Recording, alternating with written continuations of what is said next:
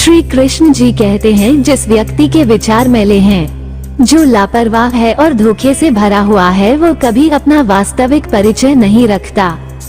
कोई कुछ भी बोले, परंतु आप स्वयं को शांत रखने की कोशिश करो।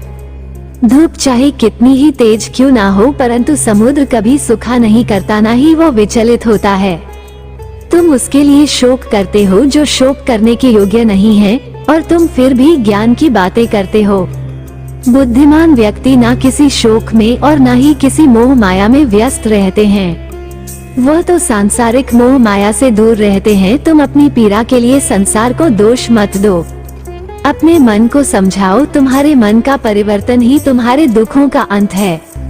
जिंदगी में सब कुछ खत्म होना जैसा कुछ भी नहीं होता।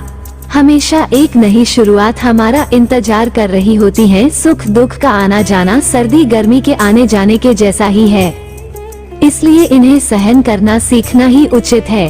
धर्म चाहे जो भी हो, अच्छे इंसान बनो, हिसाब हमारे कर्म का होगा, धर्म का नहीं। कई बार ऐसा होता है कि जो हमें दिखता है वो वास्तव में होता नहीं है, और हमें जो दिखता है उसे ही हम सच मान लेते हैं और उसके आधार पर सारे निर्णय लेते हैं। ऐसे लिए हुए निर्णय अक्सर गलत ही होते हैं और बाद में पछताने के अलावा हमारे पास और कुछ नहीं होता है। जीवन में वाणी को संयम में रखना अनिवार्य है, क्योंकि वाणी से दिए हुए घाव कभी भरे नहीं जा सकते। जीवन में समय चाहे जैसा भी हो, परिवार के साथ रहो। सुख हो तो बढ़ जाता है और दुख हो तो बढ़ जाता है।